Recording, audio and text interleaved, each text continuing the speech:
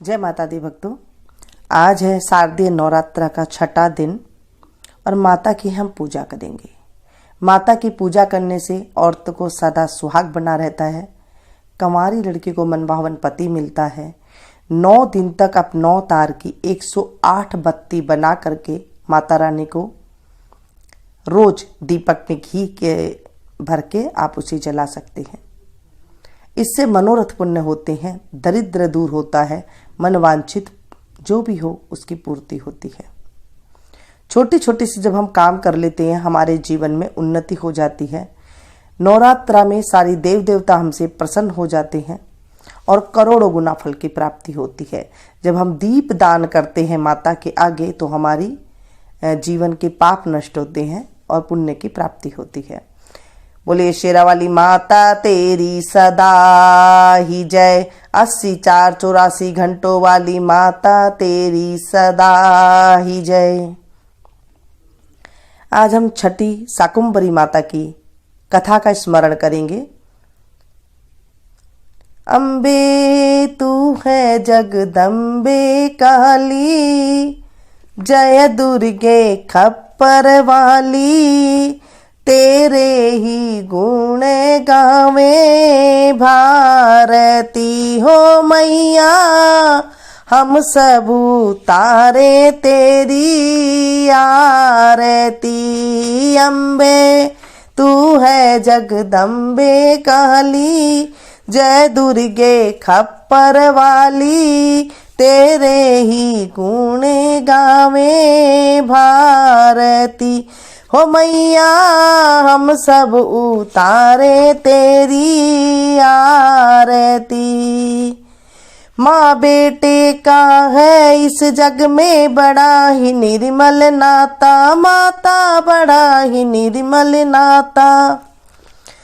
पूत कपूत सुने हैं जग में, माता सुनी न कुमाता, मैया माता सुनी न कुमाता, सब पे करुणा बरसाने वाली, तेरे ही गुण गावे भारती हो मैया, हम सब उतारे तेरी आरती।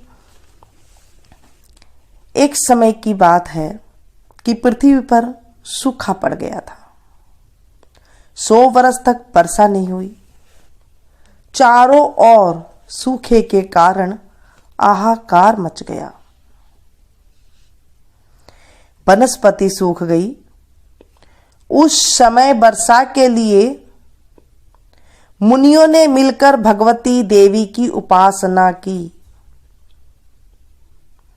तब मां जगदम्बा ने पृथ्वी पर शाकुंभरी नाम से स्त्री रूप में अवतार लिया और उनकी कृपा से पृथ्वी पर जल की वर्षा हुई।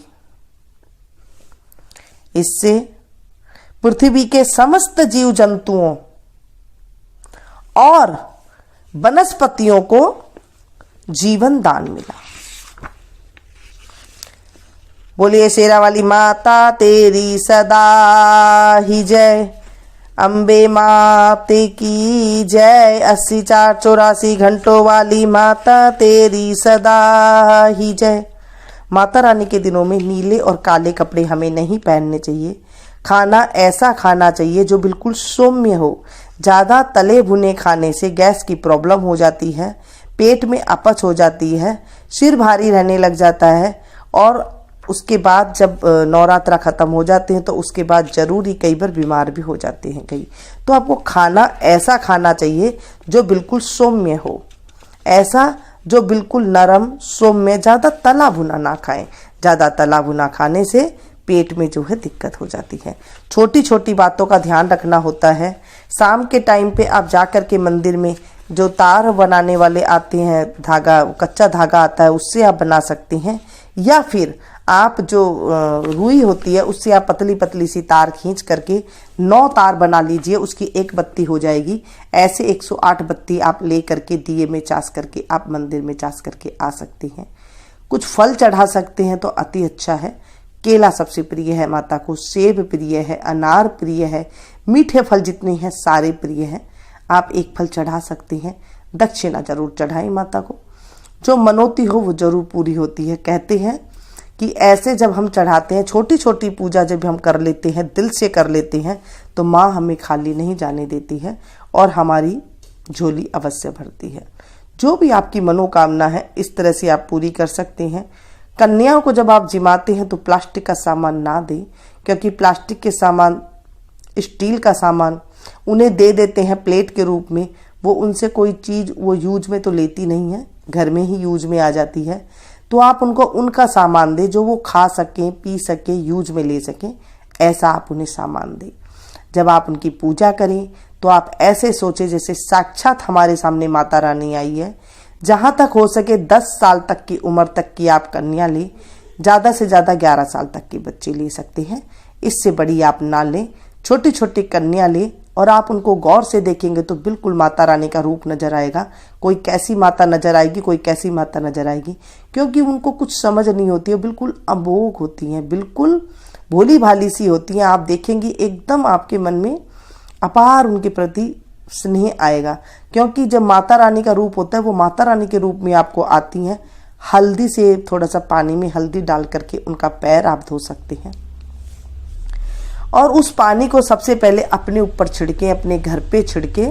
सारी कन्याओं के आप पैर उन हल्दी के पानी से आप धो करके देखिएगा दोस्तों, और उनको अच्छी तरह से ऐसे जैसे माँ आपके घर में आई है इस तरह से उनका बिल्कुल आप स्वागत करें अंदर आने के लिए। और उसके बाद जो है उन्हें बिठाएं आसन पर अच्छी तरह से, और फिर उनका जो है तिलक लगाएं, मोली पहनाएं। मोली की जगह पर आप सुंदर सुंदर धागा आते हैं वो आप पहना सकते हैं। और उनको भोजन अवश्य अपने हाथ से बैठ करके खिलाएं, कुछ मीठा खिलाएं। ज़्यादा तो वो खा नहीं सकती हैं क्योंकि कई जगह उन्हें जाना होता है। थोड़ा सा आप अपने हाथ से खिलाएं, जो भी मर्जी खिलाएं। आप जैसे देखें कि आप सच में माता रानी की सेवा कर रही हैं। आपके सामर्थ्य जितनी हो आप उन्हें दक्षिणा दे सकती हैं, आप उन्हें चुन्नी उड़ा सकती हैं, आप उन्हें कुछ भी चीज़ दे सकती हैं जो आपकी मर्जी हो। लेकिन प्लास्टिक है, लोहा है, ये चीज़ें आप देंगे तो वो किस काम की है उनकी, थोड़ा आप सोच करके देखिए। तो ऐसे आप दे सकती हैं, जो सामान उनके यूज की है वो आप सामान जरूर दें। और साथ में जब वो जाएं हाथों हाथ, पीछे से कई लोगों की आदत होती है उन्हें एकदम से बस झाड़ू पोछा करने लग जाते हैं, वो कभी भी ना करें। उससे करने से लक्ष्मी घर से चली जाती है। ऐसा हमारे बड़े बुजुर्ग कहा करते थे कि हाथों हाथ सफाई नहीं करनी चाहिए। थोड़ी देर बाद रुक करके आप सफाई कर सकते हैं, लेकिन तभी आप ना करें। अगर आपको लग रहा है कि ज़्यादा कुछ सामान गिर गया है तो आप हाथ से उठा लें, लेकिन झाड़ू वगैरह आप ना लगाएं। इस तरह से जब आप करेंगे आप देखेंगे आपको बिल्कुल आपकी मनोरथ पूरी होगी, और जो आपके मन में है वो जरूर माँ पूरी करती हैं।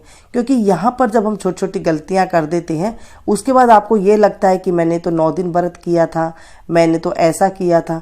ये सब कुछ जो छोटी छोटी जानकारी होती है ना, ये बड़े बुजुर्ग बड़े निभाया करते थे। तो उनके घर में आपने देखा होगा सुख शांति कितनी हुआ करती थी, कितनी कितनी बहुएं एक साथ रहती थी, और कितना एक कमाने वाला हुआ करता था। पूरे का पेट एकदम से भर जाता था, आए हुए मेहमान का पेट भर जाता था, जो रास्ते में मांगने वाले तो थे उनका पेट भर जाता था, गाय कुत्ता चिड़िया सभी के पेट भर जाया करता था। कोई घर में कमी नहीं रहती थी। आज सभी कमाते हैं और सभी खाते हैं, फिर भी सुख शांति नहीं है घर में। क्यों नहीं है? हम ही कुछ गलती करते हैं ना दोस्तों, हम ही कुछ गलती करते हैं जो छोटी छोटी बातों का हम ध्यान नहीं रखते हैं, उसके बाद जो है भुगतान करना ही करना पड़ता है। ये सृष्टि का नियम है।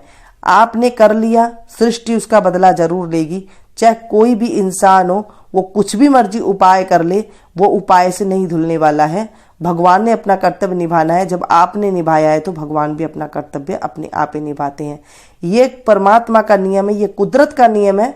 इसलिए जब आप कोई भी काम करें तो उसे बहुत सोच समझ के करना चाहिए। बहुत ही ज़्यादा सोच समझ के अपने बड़े बुजुर्ग की जैसी बातें करेंगे हम घर के अंदर, तो हमारे घर में अच्छी तरह से एकदम सारी चीज़ों का जो है सुख शांति होने लग जाती है। और जो हम सिंपल सी पूजा करते हैं तो भी हमें करोड़ों गुना फल की प्राप्ति होती है। लेकिन सिर्फ थोड़ी सी जानकारी हमें होना चाहिए। माँ के मंदिर में केले चढ़ा सकते हैं, 2 चढ़ा सकते हैं, 5 चढ़ा सकते हैं, 9 चढ़ा सकते हैं, 11 चढ़ा सकते हैं। अगर कोई आपने मनोती मांग रखी है तो आपके लिए ज़रूर चढ़ाए, उससे मनोती पूरी होती है। ये थी छोटी सी जानकारी। अच्छी लगे तो प्लीज़ एक लाइक जरूर दें, इसे ज़्यादा से ज़्यादा अपनों के साथ शेयर कीजिएगा। मिलती हूँ फिर से एक नई वीडियो में नई जानकारी के साथ। बोलिए अम्बे माते की जय।